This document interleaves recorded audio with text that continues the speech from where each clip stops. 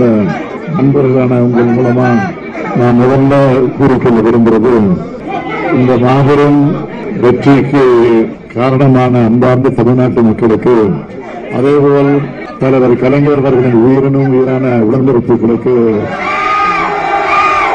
கோடான கோடு நன்றியை நான் தெரிவிச்சுக்க விரும்புகிறேன். பாசிசத்தை வீழ்த்தி இந்தியாவை காப்போம் என்ற முழக்கத்தோட பரப்புரை பயணத்தை செஞ்ச திமுக தலைமையிலான இந்தியா கூட்டணி கட்சி தலைவர்களுக்கும் நிர்வாகிகளுக்கும் செயல் வீரர்களுக்கும் தொண்டர்களுக்கும் என்னுடைய நெஞ்சார்ந்த நன்றியை முதல்ல நான் தெரிவிச்சுக்க விரும்புகிறேன்.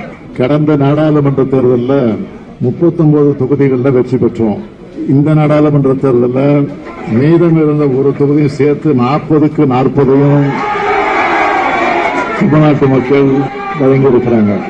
அகில இந்திய அளவில் இந்தியா கூட்டணிய ஜனநாயக சக்தி அனைவரும் சேர்ந்து உருவாக்கணும். 400 இடங்களில் வெற்றி பெறுவோம்னு சொல்லி தங்களுக்கு யாருமே எதிரியா இல்லைன்ற நினைப்புல பாஜக ஒரு பிம்பத்தை ஏற்படுத்தினாங்க. ஆட்சி அமைக்கும் தனி பெரும்பான்மைக்கு தேவையான இடங்களை கூட பெற முடியாத அளவுக்கு பாஜக இப்ப தள்ளப்பட்டிருக்கு. அது மாதிரிதான் இதுவரைக்கும் செய்திகள் வந்துகிட்டு இருக்கு.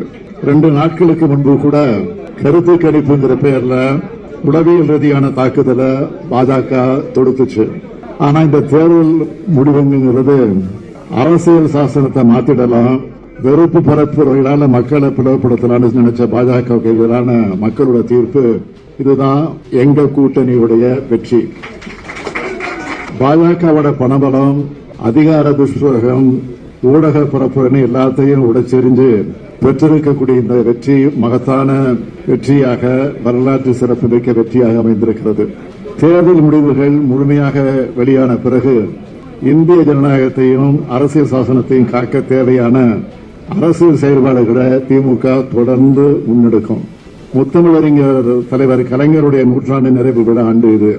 நாடாளுமன்ற தேர்தல் வெற்றிய தலைவர் கலைஞருக்கு காணிக்கையாக்கும்னு சொல்லியிருந்தார்.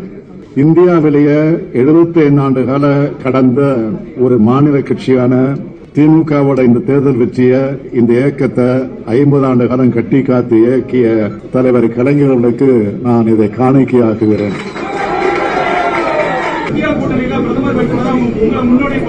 நான் ஏற்கனவே இதற்கு பல முறை பதில் சொல்லியிருக்கிறேன். கலைஞர் சொன்னதுதான் நான் திருப்பி சொல்லியிருக்கிறேன். என் உயரம் எனக்கு தெரியும்.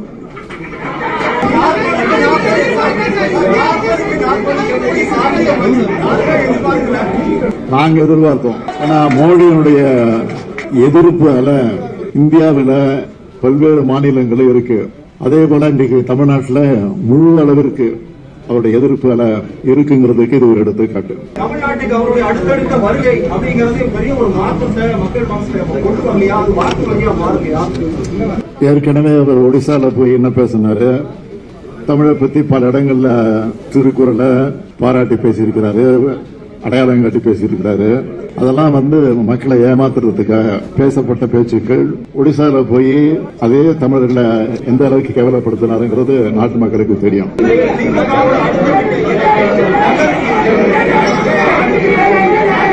நாளைய தினம் இந்தியா கூட்டணி கட்சியினுடைய கூட்டணி கட்சி தலைவர்கள் எல்லாம் டெல்லியில கூட இருக்கிறாங்க. நானும் இந்த கூட்டத்துக்கு போறேன். அதுல கலந்து பேசி முடிவு